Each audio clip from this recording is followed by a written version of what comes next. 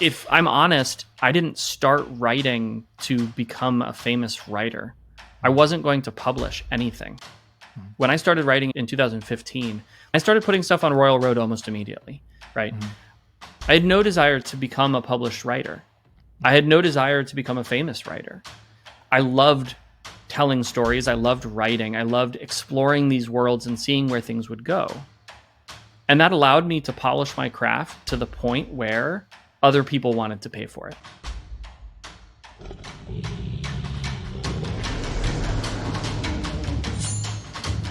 This is the LitRPG podcast, your one-stop shop for everything LitRPG, progression fantasy, and Royal Road. Hi, and welcome everyone to the LitRPG podcast, the only podcast that invites authors who are interested in writing books about farming. With me today is Seth Ring, author of Battlemage Farmer and many other cool books that we're going to talk about, among the Nova Terra series and, of course, Forgemaster Arcanist, and the newly released Dreamer's Drum. We've been talking about that for 45 minutes, and yeah, you should listen to the bonus material. Wink, wink, wink. How are you doing, Seth? I'm doing so well. Really excited to be here. Yes, me too. It's always super cool to have all these people coming in and having a conversation about writing. Yeah, why don't you introduce yourself a little bit for people who don't know you? Sure. So my name is Seth. I've written 26 books. I've published most of them. And I am partly self-published and I'm partly traditionally published. And I like writing on Royal Road, and I have a Patreon community, and I have just been enjoying writing LitRPG so much. The community is absolutely fantastic. Yeah. And it's just been an absolute blast. But I've been writing since 2008. I've been publishing since 2018, writing since 2015. So I've been at this for a little while. And yeah, I've been having a great time. Mm-hmm. Before we go into the first question, I have one question that came to mind. Sure. How do you maintain your pace? Oh man, time. I spend a lot of time writing, and I'm very conscious of how I divide my attention. Mm-hmm. And so I'm just very sort of intentional about sitting down and writing every day and doing my best to practice good writing habits. It's probably overcompensation, if I'm honest. I tend towards just sitting on the couch and not doing anything as my natural state. And very relatable. Yeah. And so, I set goals and push pretty hard to keep at them. But for me, it's really just consistency. It's about doing at least a little bit every day and continuing my momentum to get through stuff. Do you have a schedule? Yes, I do. So I wake up at 4:45 in the morning, and I get my coffee and I write until 6:30, and then I have breakfast, and then at 7 I start writing again.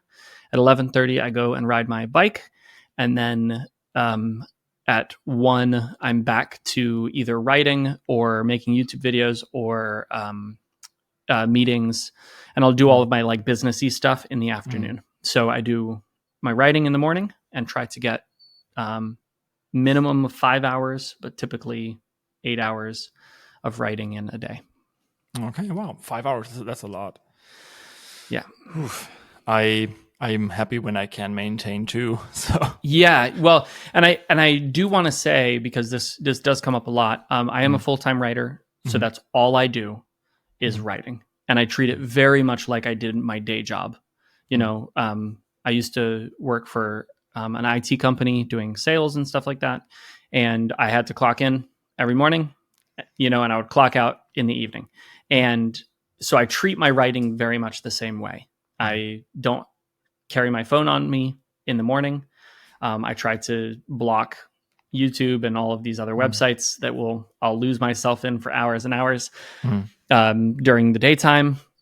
And so I'm treating it very much like it's a professional business that I'm working for somebody else. Now, in this case, I'm working for myself, but I treat it as if I'm working, as if I'm an employee. You're working for future Seth. That's right. That's 100% true. And future Seth is going to be really upset if I slack off today. He's also going to be rich, so that's fine. Well, yeah, hopefully. I've tried to do what you're describing, and my life hack is cafes without internet. That's the only way I can manage to actually get some writing done. Yeah. Otherwise, it's just honestly, the internet is fantastic, but such a time sink. Like I lose so much time in it. So fun. So much time you could be spending writing what, for example? Well, so much time that I could be spending on the, let's see, 1, 2, 3, 4, 5, 6 active series that I have right now. I'm a little bit backed up as far as books that I owe. And so... Yeah. In the writing business, we call this your ravens daggering your books. Yeah, that's right. Yes. Okay, that's great. Not to like compare you guys, of course, but that's the joke. Yeah. But yeah, so I have a ton of different series that I'm writing, and I swap between them, writing one book. Like I don't write simultaneously because I find that that's very hard for me. But I will write one book, finish it. I'll start the next one almost immediately. And I just write them sort of like that. How do you manage to do that and still have people not lynch you on Railroad if one book goes on hiatus for such a long time? Well, they're about to, because I just put Dreamer's Throne on hiatus. I'm through book 3 on that. And so... but book 3 ends in kind of a rough place. And then I was like, man, I'm so sorry. I don't have a choice. I have another book that I have to finish first, like because of my schedule. And so sorry, like tough luck. That's hard. That's honestly just really tough. At this point, I may or may not fade the screen to gray and write like R.I.P. Seth Ring to 2023. Lynched by Royal Road people. Yeah, I love it. And then like the epitaph, like he sat on the Dreamer's Throne. Right. That's really funny. It's dumb, but fun. Yeah. That's so funny. So we could be talking about all of your books, but I definitely think we should be talking about Battlemage Farmer because that's how most people know you. Yeah, absolutely. And then any other books that you want to talk about without killing me in editing. Sure. So the first book, our first question I should actually ask is how or why this story, and I'll let you pick whatever book you want. Sure. So let's talk about Battlemage Farmer. Cool. Battlemage Farmer came about because I have an obsession with mixing genres. And it was during the pandemic. So it was like 2020, I think. And I had this idea and I was like, I think it would be really cool to write a cozy post-apocalyptic book. And at the time, I don't know why farming stuck out to me. So I had not read Beware of Chicken. I had not read Benjamin Curie's Oh, great. Help. Yeah, oh, great. Yeah, I always help. I reincarnated or oh, great. Oh, great. I reincarnated as a farmer. Yeah. For me, it's like I've been or I was, and I think it's oh, great. I was reincarnated as a farmer. Okay. Yeah. Please don't kill me, Ben. I'm sorry. Right. I mean, I hadn't read those books. I hadn't read Casual Farming. And so I started writing this and I was thinking to myself, okay, how do I love Westerns. And I wanted sort of a Western vibe. And I was like, how do I do post-apocalyptic that's slice of life and is casual, right? And or a bit cozy. And I had this idea that this guy wanders into town and he has a past, right? Because that's the Western trope is that the guy comes into town and he has this terrible past and he's trying to make something new of himself, but then his skills come in handy as things progress, right? And he just happens to be really good at violence.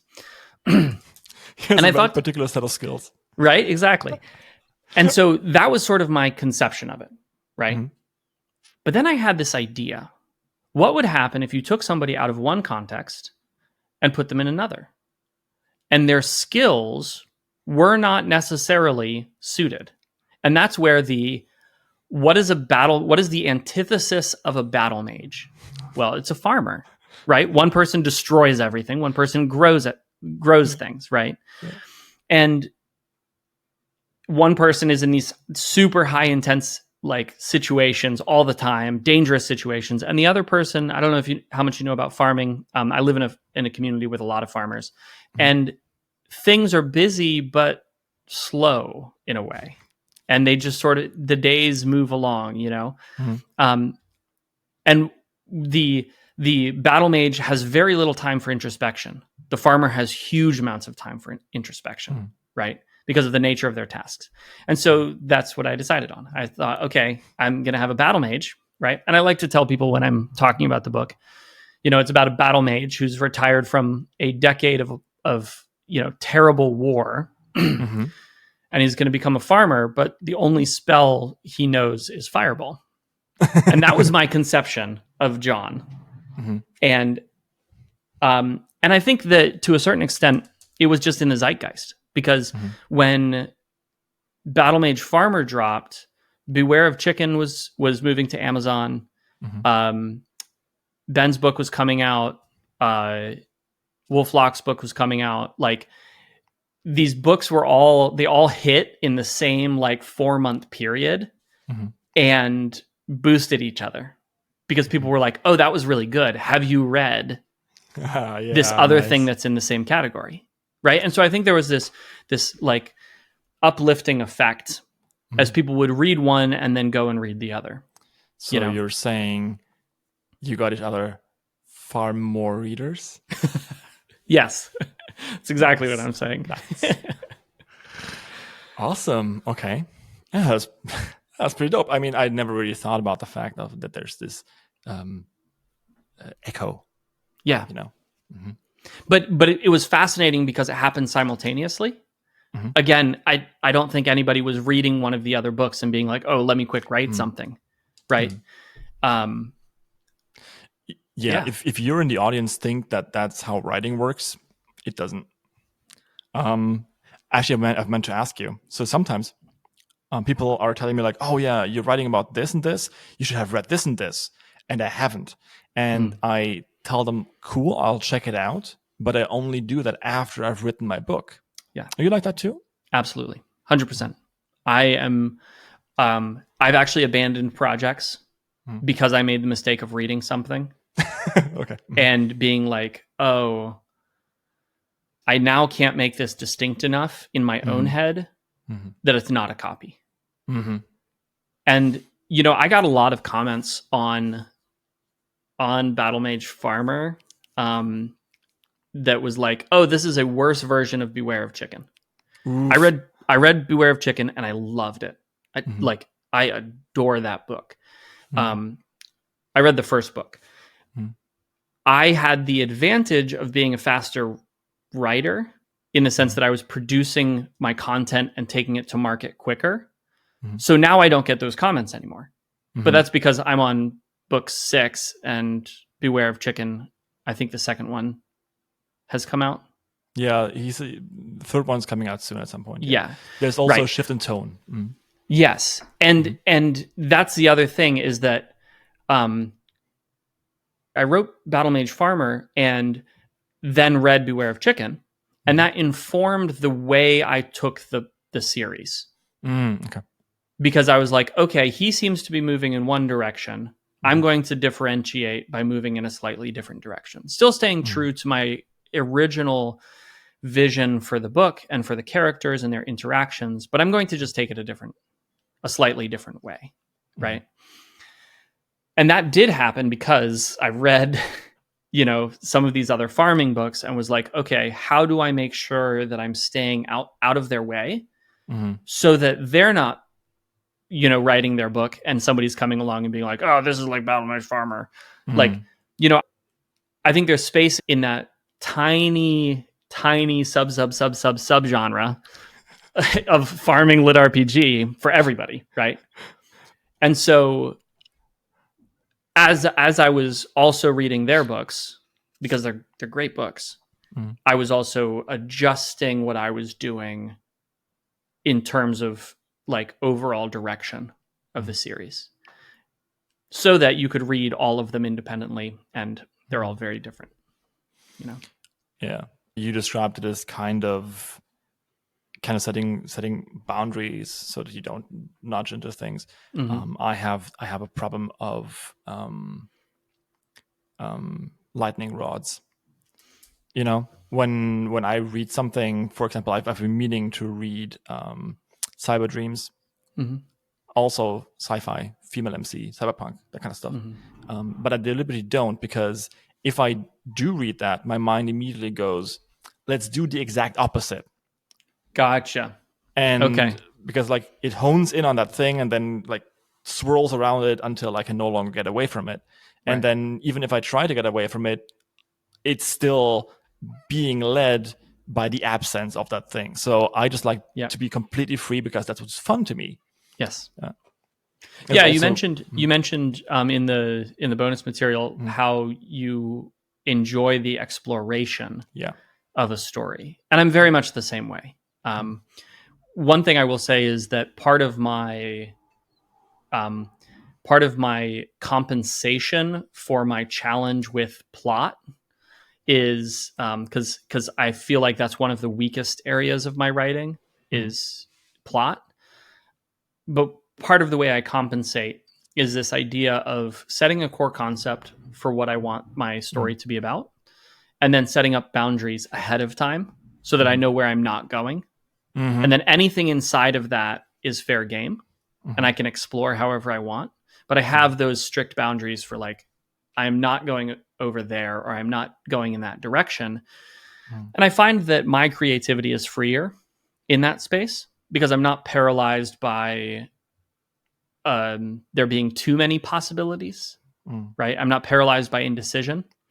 And I'm also, but I'm not so constrained that it feels formulaic, right? I still get a lot of that, that exploration, that feeling of what's around the corner. Absolutely.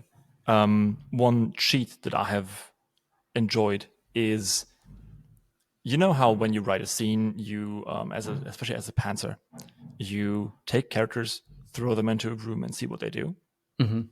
So I know the beginning of the end scene of Torchbearer.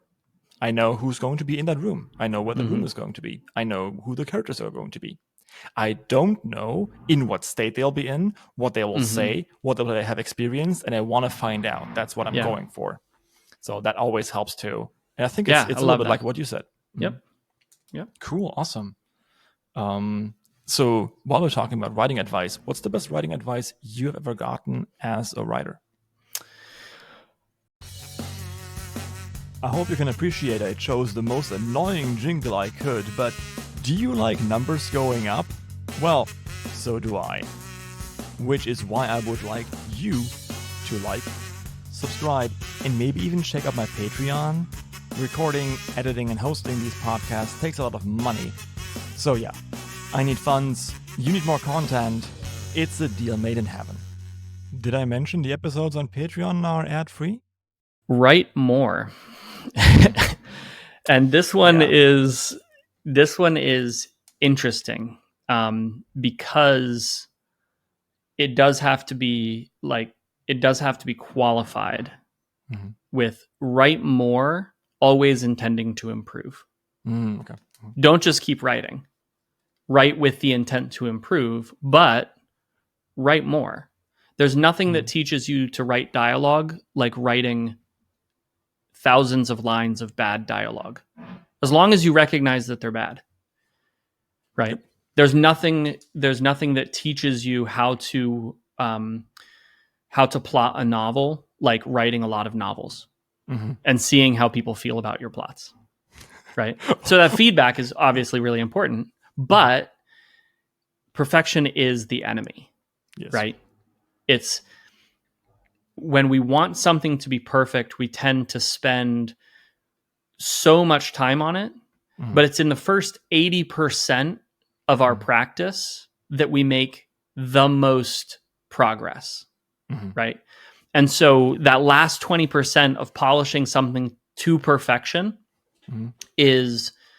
it requires so much more effort to do that last bit of polishing. And I think the mistake that people make is in thinking that by doing the last 20% of that polishing of making the perfect novel, that it's going to remain perfect. The problem is that they're getting better. And so you can't ever have a perfect novel because you're going to get better through the process of writing it. And then you're going to look back on it and you're going to grow and change. And you're going to look back on something you wrote a year ago and be like, why did I write that? Even though at the time it was right. Exactly. Even at the time, it was like the best thing. Even if you're not intending to improve, writing forces you to improve. The repetition and practice of it. Right. And so that is the best advice that I've ever gotten, is write more. And it actually also works on the practical sales side. What sells books? More books. There's nothing that sells books better than a sequel. There's nothing that sells books better than another book that you wrote that somebody likes. And now they're going to look you up and they're going to buy everything else you've written. Okay, I need to write. Thanks for the podcast. I might have fallen. It's very hard for me because I'm a coach. I know the 80-20 rule. Yeah. But it's very hard to figure out when you are in that 80% and when you're in the 20%. 100%. Torchbearer has a very crappy beginning. Do I want to put in another 100 hours to fix that? I don't know. Yeah. Because I don't know how much of a difference it will make. So, yeah. So this is a really interesting conversation because I have made a conscious decision not to go back and rewrite Nova Terra Titan, the first book I ever wrote. And I second guess that decision almost every day. I have yet to reverse my decision, but I think about it almost every day. And I am honestly slightly embarrassed to recommend that book to people. And yet more people have found me through in LitRPG circles. I am more well known for Battlemage Farmer. Outside of LitRPG circles, I have a fairly significant audience. And it is all because people have found Nova Terra Titan and they like it enough to keep reading. And by the end of the Titan series, they are firm fans. Cool. But I think about going back and rewriting it all the time. I had this idea of doing a video titled Shit LitRPG People Don't Say. Like one of those like old-time memes because I'm a millennial boomer. An elder millennial. Yes.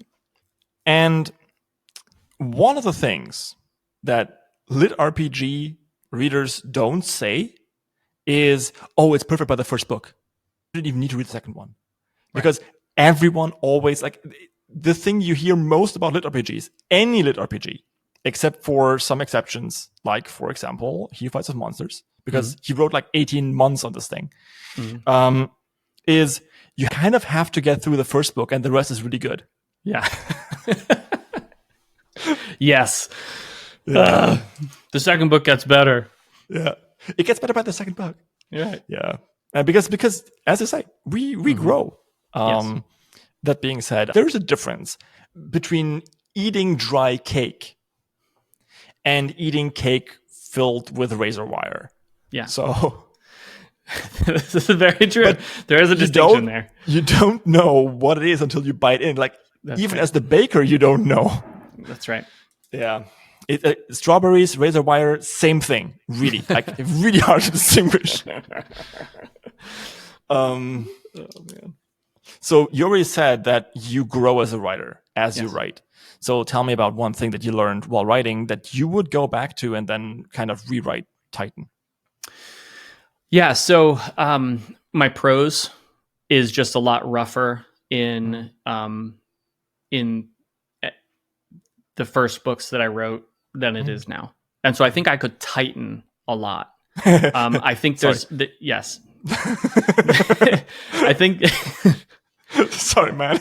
that's okay. I think that there's a lot that I could do to make it less meandering. At the same time, I think there's an unconscious charm there that I might ruin without realizing it. I think that I have a very fail forward mentality when it comes to almost everything, especially writing though. And so I'm very rarely thinking about things that I have done incorrectly in previous books with any desire to go and change them. It's more like, okay, what's the one thing that I need to focus on for this coming book? What's the thing that I need to do to make this book better, right? And I'm very much focused on sort of that incremental improvement because I'm going to write a lot of books in my life. I'm not going to write a few masterpieces. I'm just going to write so many books that eventually I'm good at this. Right? That's my goal. Is write so many books that eventually people are like, well, his 50th book was great. Yeah, I think there's a scale. We talked about Raven's Daggering books. There's also Rothfussing books. So correct. Right? Yeah, you can go either way, right? I have learned that systems are really important in LitRPG, and that is a weakness of mine. I am very much a pantser, and so I just make it up as I go. And then often I write myself into corners, and I'm like, this is so frustrating. I wish I could just throw all this out, but I can't because I already wrote 7 books and established how it's going to be. How do you do that then? Do you just like back up? So I have been starting to reduce the scope of my systems dramatically. Yeah. That's how I'm solving it.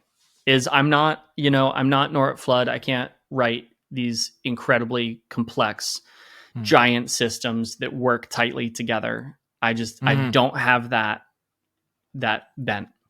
And I admire that tremendously. All of my so many of my favorite lit RPGs have great systems, but that's not how I write. And so instead, I've been starting to reduce. I've been starting to make the systems lighter. Battlemage Farmer is a great example of it. It's barely lit RPG in the sense that the game is there to serve the story. It's not the focus of the story. This is cross-pollination. So Shirt last week, or 2 weeks ago, said the same thing. So he wrote this huge-ass system, and he boiled it down to 150 skills for the first character, at which point he said, wait a second. Yep. Because, yes, it is still a lit RPG and not an RPG. So I think people like Norrit, who writes Randidly Ghosthound, is pretty much a genius when it comes to systems. And I think many people read those books because of those systems. And there is a strong assumption that you can't write lit RPG without writing or having a good system. Personally, the numbers have to go up. I don't have to have a calculator next to my book going like, is this number right? I don't know, right now. Warforged does it really well with the tier system. You don't know how many points he got. You just know that he just went from F to D. Awesome. Right.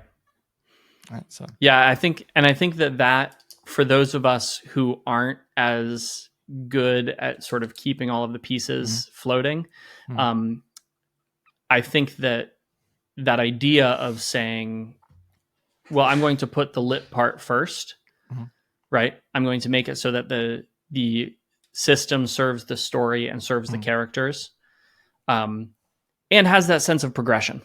Like you said, numbers need to go up, right? And as long as you have that, I think you're good. I think that's what you need. One hack I have discovered this week is, and people are going to stone me for this probably, but ChatGPT. Yeah. Yeah, you tell ChatGPT, so I have a system where I need to have multiple classes and they have multiple levels, and I want them to not just be additive, but I want for the first level to be always the minimum, and then all the others like give less bonuses the more classes you have. Can you please give me a math formula for this? And ChatGPT delivered. I had to corral it a little bit, and now I have this formula. And I have a ChatGPT thread where I'm like, hey, yo, ChatGPT, my character Waverly just hit like level 16 on his second class and like level 18 on his third class and it's like level 20 base. Can you please do the math? And ChatGPT goes like, of course I can. And then it does the math for you. That's a fantastic use. That's a genius use. Yes. Of a tool that is effectively a glorified calculator and is saving you a huge amount of time. Yeah. I needed to tell it to stop writing prose because I didn't want to be influenced. And it writes some really interesting prose, but it's just fluffy. There's no substance. There's no substance. It's really weird, and I hope it stays that way because I want to earn money with this. God, like, I think that's a really cool use for it. Yeah. You can do a lot of stuff with this. Like for ideation, it's also pretty fun. You need to like take a step back and not take everything it says and have a conversation with it. And so like, I like this idea, but I don't like that one. Right. And this is what I'm going to do. And then just use it as a notepad that talks back, basically. It's really good for that kind of shit. Yeah. Yeah. And if you're really brave, ask it for what could be potential pitfalls with the system. Yeah. Absolutely. Well, so what I've observed about AI tools like this are that you can replicate the same thing in a conversation with other authors. Right? You could do that same exact thing in a Discord thread, right? Talking with other authors about this stuff. And as long as you're not asking it to do your creative work for you, I think that it's this might be a controversial statement, but I think ideation is the easiest and least valuable skill of a creative person. Curation of ideas, I think, is the more valuable skill. What makes you say something so controversial yet so brave? I love this quote. No, so I 100% agree. Yeah, because like you can just get 100 people in a room and they'll give you as many ideas as you want, right? But choosing the good ideas, choosing how those ideas interact, and exploring exploring that interaction, I think that's the real value of a creative person. And ChatGPT can't do that, at least yet. I like that idea so much. I actually made it the headline of one of my chapters. Yeah. The chapter is called Executrix, and the tagline is "Ideas are easy, execution is hard." 100%. So, because just it is. Can't say anything else. I think that's why many of these AI writing programs that are out there, where it's, I think, novel AI and like, oh, it'll give the ideas and it will write the book. It's very formulaic and all that kind of stuff. And also, it doesn't do that. So imagine I'm a carpenter, and I'm a carpenter for fun. And I'm a highly skilled craftsman who wants to sell individually handmade chairs and tables and furniture. I want a good tool that I can use. I do not want a CNC lathe. Right? So a CNC lathe, for those of you who don't know it, it's basically an anti-3D printer. It takes a solid block of material and then carves something out of it. And it's programmable. So you just punch in what you want, and then it... Yeah. It takes the craftsmanship out of the craftsman. or well, it does it for you. This is not a bad thing, especially for like precise engineering. It's amazing. But the issue is that as a writer, I want to write. I want to have an idea, and I want to take this idea to implementation. This is what's fun. It's the purpose. It's the mastery. It's the autonomy, right? To quote David Pink. But with these AI tools, I am no longer a craftsman crafting a chair. I'm a programmer operating a CNC lathe. Yeah. And I think that's why these things will not sell. I think what will sell at some point is here's a subscription to a perfectly trained AI novel writing engine that can generate you as a reader any novel you want ad infinitum.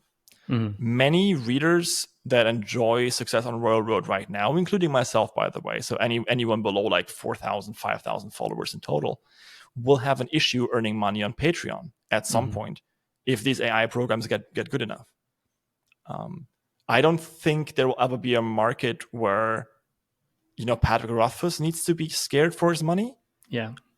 But he will earn like far, far, far, far, far less. Yeah. Remember, we're only in the first year of this. Right. That's the thing is, I think that there's going to be a ton of disruption. I think that people who start learning how to use these tools appropriately are going to gain advantage. I do think that anybody who is, at least in these generations, trying to outsource their the execution is really going to struggle. Not legal advice. Correct. And I would even say, anybody who's doing that is doing themselves a disservice. Anybody who's using these generative tools to replace themselves as a writer is doing themselves a disservice, because there is nothing I have found that is more satisfying in the long term than writing. Yep. And so if you are a writer, then write. And if you're worried because you're not making money, there are other ways besides just pumping out crappy books to solve that problem. It's also writing is one of those last few things that you can do truly on your own without being dependent on anyone else until they need to give you money. Yeah. So many people like it. I also always thought I was going to be an author, but I was too scared and I was depressed and everything and all of that. So I didn't really do it. And I became a coach instead. So an agile coach. And I found out that I actually love talking to people. So now I can write for fun because my job generates enough income. Yeah. And I can actually pump money into this podcast just because it's fun. Which doesn't mean that I want to. I want to break even. So if you listen to this, Patreon, like, subscribe, the thing. Thank you. But yeah, so I always think that sometimes in LitRPG especially, or in the 20 books 50K community or self-pub community, everyone's so obsessed with making it big in writing that they kind of, put on blinders and kind of forget that there are other ways of becoming happy. Yeah. And right. It's cool. Absolutely. Love that you can do what you do. I would also do that if I could. But I'm not going to break myself trying to get there. Yeah. What's this? Another ad? Yeah, because I'm not Zogarth and I really need money. Joke aside, if you're enjoying this podcast, check out Patreon, like, subscribe, you know the drill. Speaking of Patreon, by the way, there is at least half an hour of content for every hour of podcast you're listening to. For Raven's Dagger, for example, we have 2 hours of bonus content that you can enjoy. All right, I'll see you there and enjoy the show. And here's another controversial statement. Success is one of the trickiest things in the world because it is both externally and internally defined. simultaneously. We define what success is for ourselves, and we also absorb what other people tell us success looks like. A lot of people have a love of writing, but also have a need to eat, and they confuse those things. And so people end up in this situation where they feel like they have to chase the next writing fad, or the next, like they have to do the writing thing in a specific way to generate money so that they can do what? Write more? If you write in that way, you're going to burn out. You're not going to have fun. This thing that you thought you loved is suddenly going to turn into a total drag. As opposed to pursuing something that will pay the bills, that you like well enough, right? And then finding the joy in the writing that you can do. If I'm honest, I didn't start writing to become a famous writer. I wasn't going to publish anything. When I started writing in 2015, and I started putting stuff on Royal Road almost immediately, right? I had no desire. I had no desire to become a published writer. I had no desire to become a famous writer. It was all like, I loved telling stories. I loved writing. I loved exploring these worlds and seeing where things would go. And that allowed me to polish my craft to the point where other people wanted to pay for it. Right. And I think people do this backwards. Yep. They set out with money as the goal so that they can do what they love. So that they can. That's the great irony. Yeah. But if you come at it from the opposite direction, if you say, you know what, I'm just going to do this thing that I really love, and I'm going to get really good at it, then eventually you will find out whether or not you want to be a published author. Eventually you'll find out whether you want to make a career of it. And eventually you'll be so good that people can't ignore you. Yes. And on top of that, I would even say it's probably the only way to ever get good at this. Because if you're only chasing stuff, if you're only absolutely doing all this other stuff, then you will never have the joy that is required to put into your books. And people will know if you had fun writing a book. Oh, 100%. Oh my goodness, yes. That's one of the weirdest experiences as an author, when your readers are like, oh, you didn't like this. And it's like, yeah, ouch. But you're right. Yeah. I think I mentioned this metaphor in the Robin Sullivan podcast already, but manager comes to this coastal town and he finds a fisherman. And the fisherman sitting on the beach and reading a book. It's 2 p.m. And the manager goes like, what are you doing? And the fisherman says, I got my catch, I'm reading a book. And the manager's like, yeah, but why? You could be going out there, you could be catching more fish. And the fisherman goes, yeah, but I've got my catch, I got my book. And the manager said, yeah, but if you go out and if you catch more fish now, you can sell those fish and you can get a second boat, you can hire people, you can build like an entire fishing imperium, and then you would be a super rich. And the fisherman says, yeah, and then?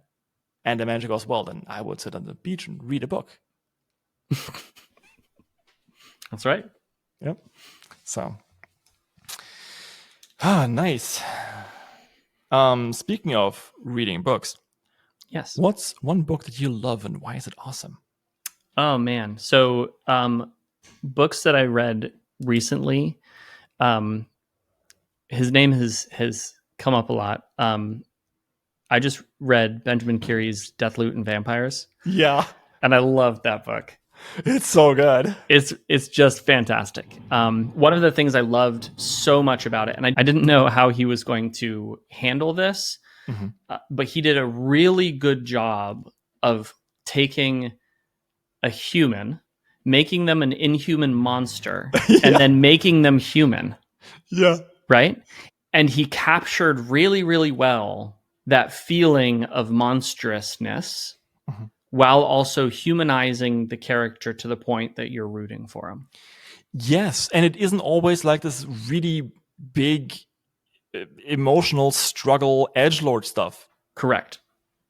In fact, what was genius about it is he went the opposite direction. He just took the emotion in a lot of ways out of it while still creating situations that make the reader feel emotional, but the character is not. Yeah. He's just like la-di-da-di-da floating through the scene, right? But you understand, and you also understand the intellectual like hang up of I should be feeling something right now, but I'm a monster. And the fact that I don't care that I'm not feeling anything is bothering to him. Like that's the, and so I just thought it was really well done. On top of being a really fun book, because it's very fun, like everything he writes, it's super fun. And his prose is great. He's got good pacing. I just thought that was a particularly well done character. Yeah. All of the characters are great. My personal favorite is still, well, it's a minor spoiler. Later on, there's a character that one of the vampire's minions gets another minion. And that character is all very, very boisterous until they face the main character. And the main character has to raise his eyebrow. And this boisterous character goes like, hey, whoa, sorry, I'm just joking. Everything's fine. And as always, Travis Baldry elevates the entire thing like to another level. I mean, we don't deserve the audiobook narrators, man. They're fantastic. Yeah, but 100% right. I think it's one of the only books on Amazon that is 4.8 stars. Yeah, it's really tough to get like to stay there. It's very tough to stay there. And he does. He's still on there. Yep. And so go and read Deathloot and Vampires. As far as I know, Benjamin Carré is now writing the second one, and then he's writing the Farmer one. So I think because I think Perimeter Defense. No. Oh yeah, the First Line of Defense. Yes, First Line of Defense just came out, right? Yes, exactly. I still need to read that one. I have such a huge backlog. It's so hard. Yeah, I promised Ravensdagger I would read up to Cat Strut 6 because okay, so that's gonna be my shout out. You all know this book; it's out there, but Cat Strut, it's good. Go and read it. It's one of Ravensdagger's best novels, and it's almost hope punky. Fans of this podcast will know what I'm talking about. So it's fueled by orphans. Love it. Absolutely. Actually, it is. Yeah, right. It is fueled by orphans. Holy shit. Wow. That one's on my list. So it's the cool thing about it is that he takes something very, very gruesome, two very, very gruesome things: alien invasions of unthinking, uncaring plant monsters who want to devour, in a corporate bullshit cyberpunk thing. Right. And he makes it so that you always think like, hey, yeah, we got this. Even when shit really hits the fan, and it does, you're like, maybe we don't got this, but we got this. Yeah. I love that. It is wonderful. The characters are all amazing. Lucy is a fan favorite for a reason. There's nothing that woman can't do, honestly. Also, super diverse, great system. It's a great system that you can lose yourself in and kind of explore.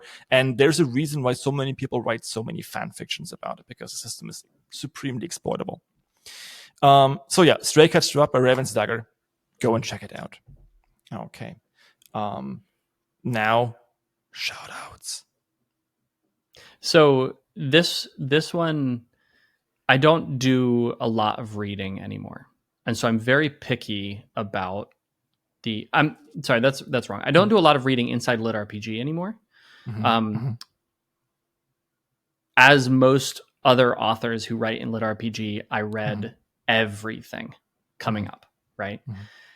But as my sort of production schedule has gotten more demanding, and as I've been writing more, I find myself being very choosy about what I read. And so I have a huge, to be read list, and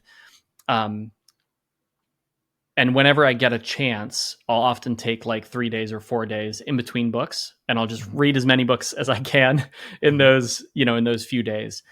But one of the series this year that has just really captured me is All the Skills. And I know this isn't Honore doesn't need my shout out. It's a pretty monster series, but it is, in my opinion, one of the best examples of fantasy lit RPG that exists. Yes. Just, it is the standard as far as I'm concerned, that I use as I'm thinking through my own fantasy lit RPG stories. That is it just set a new standard for quality of writing,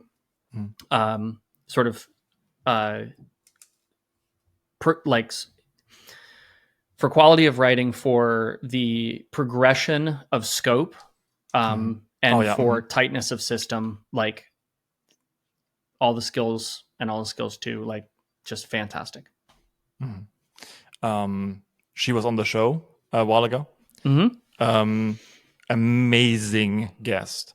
And personally, there are very few authors or people in general who have given me as much encouragement as Honore. So she's a person very close to my heart. She is an amazing human being. And if you haven't read All the Skills yet, you should really pick it up. It is apparently vastly improved over Royal Road, if that's even possible. And tremendous book. I didn't read the Royal Road. I didn't read it on Royal Road. Again, lack of time. I don't really read much on the Royal Road anymore, unfortunately. But I picked it up off of Amazon, and it was like unbelievable. It's the kind of book that you expect to be on a bestseller table at Barnes and Noble. Yeah. In terms of quality. Yeah. It's just, If for no other reason than you loving lit RPG, you should read this book, because it's one of the books that will bring more readers to our shores, and that will allow more authors to write. And that will absolutely get you more lit RPG books in better quality. So absolutely. My shout out is for a story that is not even online yet.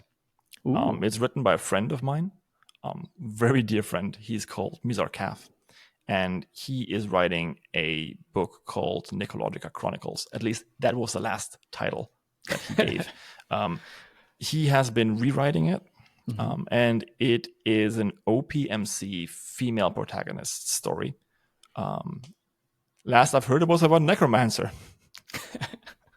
No, I still think it's about that. And he has written a very, very ambitious first novel that got decent amount of followers. So really cool ideas. And I'm very happy to see how much he has improved in the second book. So I'm going to link it in the description as soon as it's online.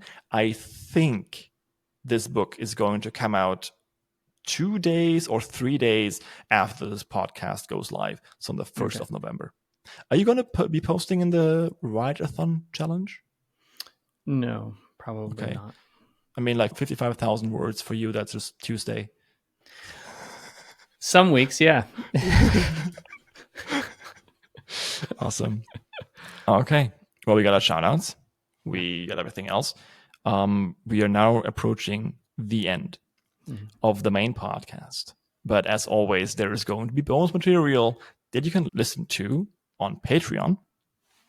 So if you're interested in that, stick around. And if you're watching on YouTube, thank you so much for listening. I hope you enjoyed this little show with Seth and myself. Like, subscribe, and do all the other bullshit. Right? Comments really help further the glory of LitRPG to everyone. That's right. But mostly, go check out Seth's channel.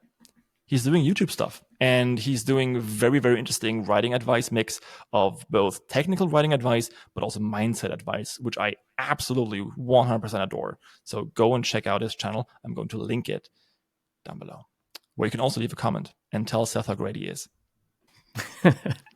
Thank you so much, and I'll see you next time.